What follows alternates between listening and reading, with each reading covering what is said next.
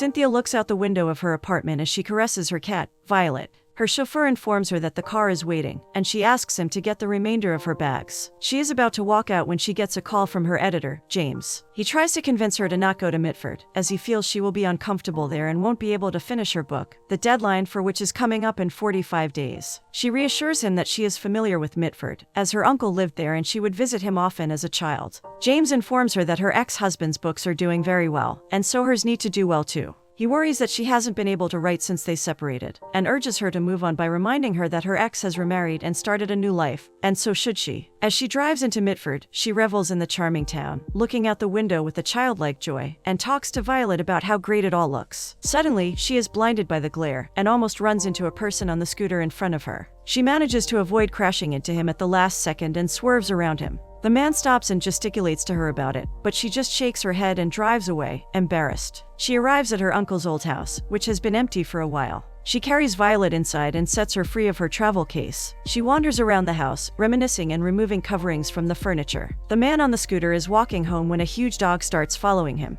When he realizes that the dog is shadowing him, he stops to pet it. He looks around for his owners and checks for name tags, but finds none. He brings the dog home and gives him some water. Cynthia looks out at her uncle's garden from the window and finds his azaleas, the only plant that survived after his passing. She walks outside to admire them, overhears her neighbor playing fetch with his dog, and smiles. Just then, the dog bursts through the gate. As the huge dog breaks into her garden and tramples the azaleas, she rushes over to stop him, even as his owner tries to pull him back. She scolds the owner, who happens to be the scooter man. He tries to explain to her that it isn't his dog, and that he just found him on the road, but she thinks he is trying to shirk the dog's responsibility. He promises to replace the azaleas, but she just waves him away and walks back inside the house. The next day, Cynthia sits down at the table and arranges the papers and stationery around her. She knows she is procrastinating, and pretends to explain it to Violet, calling it a process. She spots the man from next door as he fixes the back fence, which the dog broke in his hurry to get out. Unable to write, she steps out of the house and goes to the town bookstore. The bookstore owner, a pregnant lady, recognizes her from her book cover photo. She introduces herself as Marge and tells Cynthia that her uncle always bragged about her, and how he was loved by the people in the town. She requests Cynthia to sign her book, and Cynthia obliges happily. Marge gives Cynthia a flyer. She explains that it is a regular summer deal, where the townsfolk gather every Sunday in the park for a potluck. She invites Cynthia to join in, if she can make the time.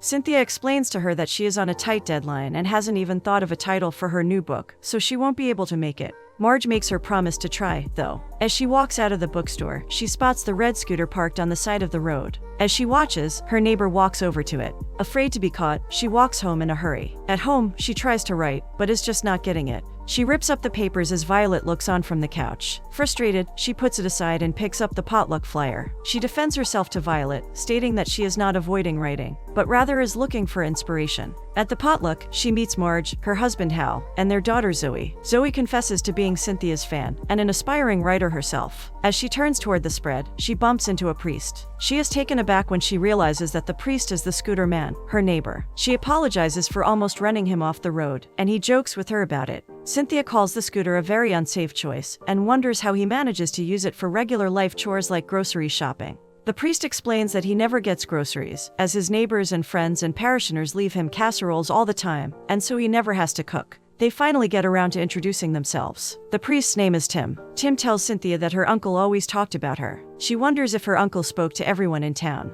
He warns her that in Mitford, everyone talks to everyone, and so there are not many secrets. As they stand around looking at the people dancing, Marge urges Hal to take her dancing too. As they step out onto the dance floor, Cynthia and Tim avoid each other's gaze, feeling awkward. Even as Tim is about to say something, a young man asks Cynthia for a dance. As they dance, he trips over her toes, and Tim observes this and steps up to cut in. As he leads her to the floor, Cynthia thanks him for rescuing her. In a few minutes, as they dance, she realizes that everybody is staring at them. She asks Tim about it. He explains to her that she is a big city author, and so people are curious about her. But Cynthia points out a woman who is staring daggers at her. Tim informs her that the woman's name is Sally, and she is interested in him, but he feels she is too young for him. Cynthia is surprised by that, as he is a priest, and he explains that he is an Episcopal priest, and so is allowed to date. He says his person, the love of his life, is not in Mitford, and he does not plan to leave, so he is doomed to be single. He explains that he loves Mitford and its people, and is not unhappy about the situation. She agrees with him. She shares that her memories of Mitford from her childhood visits is the reason she came back. She was feeling stuck in her writing, and so came looking for inspiration.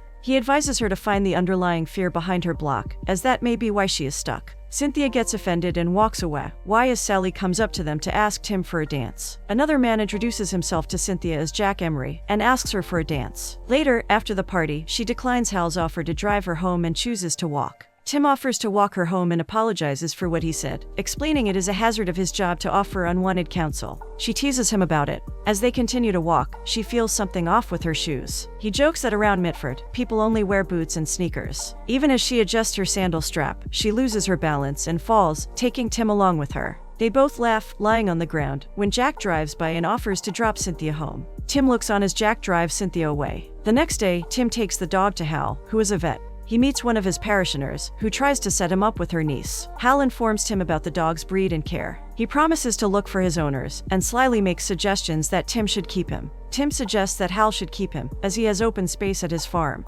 Hal refuses, though, citing Marge's condition and her warning against bringing home more strays. He makes Tim name the dog, instead of calling him just Dog. Tim names him Barnabas, after a friend of his from the seminary. At the church, Russell the parishioner comes to drop off his grandson Dooley. He asks Tim to help him watch Dooley, as his parents are in the army and on a tour. Dooley had been low since they left, and he doesn't know how to help him. Tim introduces Dooley to Barnabas. Dooley's eyes light up seeing him, and he rushes over to play with him. Tim jokes with him about speaking dog language, but Dooley does not fall for it. He becomes Sommer. Tim promises Russell to try and get Dooley to come out of his shell. Later that day, he goes to the bookstore and meets Marge, who teases him about rolling on the ground with Cynthia. He's explaining the situation when Jack walks in and asks Marge to get him all of Cynthia's books. He goes on about how he plans to ask her out for dinner, and is confident she will not deny him. Tim is surprised, and even a little upset, as he can see that Jack is trying to date Cynthia. He asks him about returning to Atlanta, where he lives. Jack explains that he needs to sell off all his father's properties, which may take a while, and he could stay back, as long as Cynthia is there. The next morning, even as Cynthia struggles to write, Tim welcomes Russell, who is there to drop off Dooley. Dooley is reluctant, but gets excited seeing Barnabas. Tim asks Dooley to help him put up flyers of Barnabas around town, so that his owners can find him.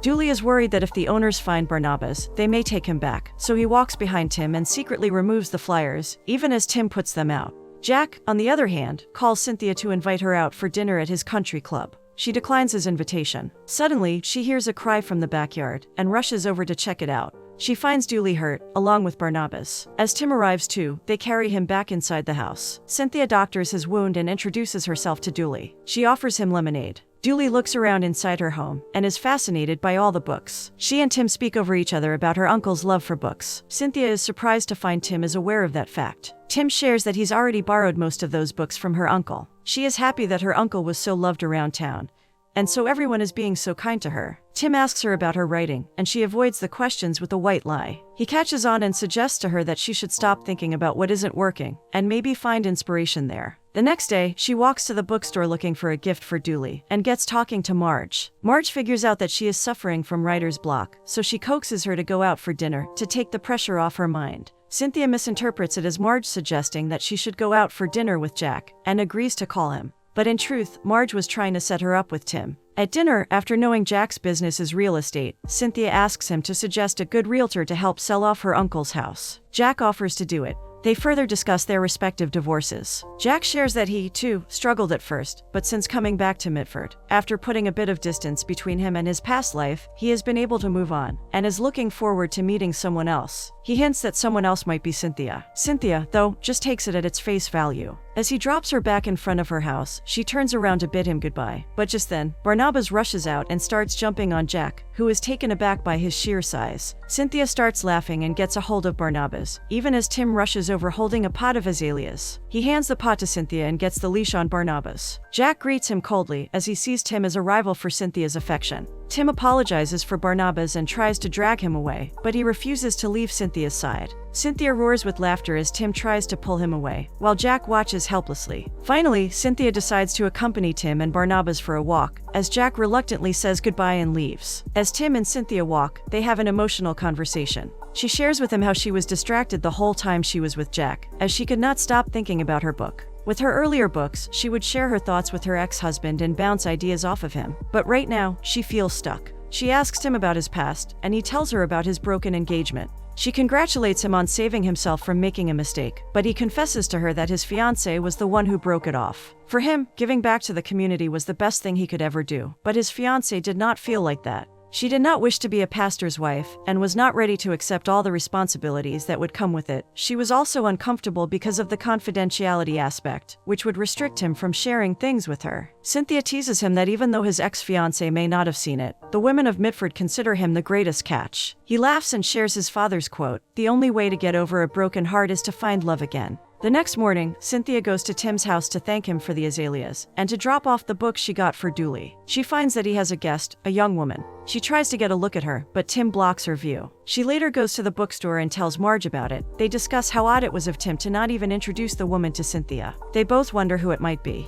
Marge promises to find out. On the other side, Tim and Dooley walk Barnabas. Tim is surprised to find all the flyers he put up gone, and he realizes that Dooley may have something to do with it. Later at home, as Dooley pores over the books that Cynthia got him, he asks Tim if Cynthia is his girlfriend. Tim is surprised by the question, but Dooley explains that adults generally ask him such questions, so he wanted to ask Tim. At Cynthia's house, she is sitting on the porch trying to write, when Jack walks up to her with a flask in hand. He pours her something from the flask. Cynthia takes a sip and sighs in pleasure as she tastes the macchiato. Jack informs her that he made it from the espresso machine he bought for his dad, who never used it. She genuinely thanks him. He tries to flatter her and then asks her to show him her uncle's house so he can get an idea of the state it's in before selling it. After she shows him around, he explains to her that it is in good shape as is. He suggests she could redo the backyard, as it's a good selling point. Cynthia is taken aback by his words, but is determined to sell. Suddenly, in mid-conversation, Jack starts sneezing. He realizes Cynthia has a cat, and he is allergic to them, so he rushes off just as Tim walks in with a bunch of flowers for Cynthia. He finds Jack sneezing and comments on his love for cats, trying to get one up on Jack. It seems that, unconsciously, he is fighting Jack for Cynthia's affection too. The next day, he finds Cynthia painting out in the front yard. She shares how she does her illustrations for the books, and as she is not getting any writing done, she thought she would try to start with the pictures first. She confesses to Tim about feeling as if her creativity is gone along with her ex. Tim reassures her that her creativity has nothing to do with her ex. Rather, she is a very talented and amazing woman. She thanks him for the encouragement. Tim, in turn, asks her to accompany him to the church, as he needs her advice on something. On the way to the church, they meet Marge, who invites them for a party. At the church, he shows her the paintings of Jesus that he wanted to restore. She offers to do it for him. Just then, he gets a call from the hospital. Russell has taken a fall. Tim and Cynthia offer to watch Dooley. As it's Dooley's birthday, they arrange for an indoor picnic, and Dooley is overjoyed. After dinner, Cynthia informs Tim about making progress on her book, and he gets excited for her. Dooley wakes up happy and even pranks Tim. Tim later shares the incident with Cynthia, who encourages him to get him back for it. She also thanks Tim for letting her restore the paintings, as the experience helped her with her writing troubles. Tim shares about his youth, when he lost his father and was feeling directionless. It was this church and its people who helped him get through, which was how he realized that the church was where he belonged, and this service was his calling. The next day, Dooley uses Tim's phone to invite Cynthia over for lunch. When Cynthia comes over, Tim confirms to her that they have been set up by Dooley. They enjoy a meal together and thank Dooley for it.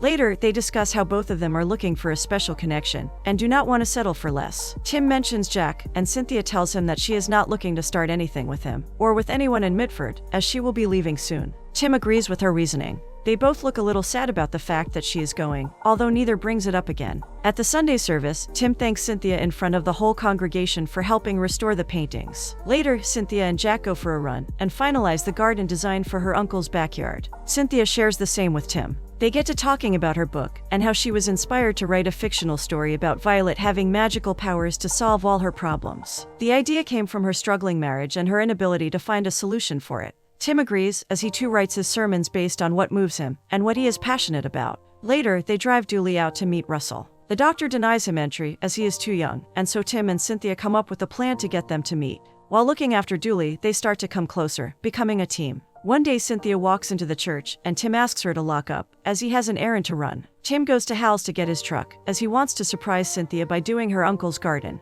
When Cynthia gets home, she meets Jack out front. She sees the yard almost done and thanks him profusely for doing it. Just then, Tim walks out from the back, but Jack takes the credit for the garden and tells Cynthia he and Tim did it together. Tim is shocked, but does not correct the misunderstanding. Cynthia's book is coming along nicely, and she finally manages to finish it. She rushes over to Tim's in the middle of the night to share the happy news. She happily tells him that she wrote the book for herself, and that he helped her find her voice. She thanks him for being a very good friend. Tim realizes she is looking at him only as a friend and a priest. Jack, on the other hand, lists her uncle's house for sale. Cynthia feels unsure, but does not say anything. She is having second thoughts about selling off the house. Later, at Marge and Hal's farm, Cynthia teaches Dooley to ride. Tim looks at them lovingly. Hal urges Tim to tell Cynthia how he feels. When they get home, Tim tries to tell her, but their conversation is interrupted when she gets a call. James calls Cynthia to congratulate her on her book, and informs her that the publisher wants to sign her for more. While speaking to him, she spots the pretty woman from before at Tim's house. She feels jealous. Later, she goes to the church with ice cream to celebrate the news with Tim. She gathers courage and asks him directly if the woman she saw is his girlfriend.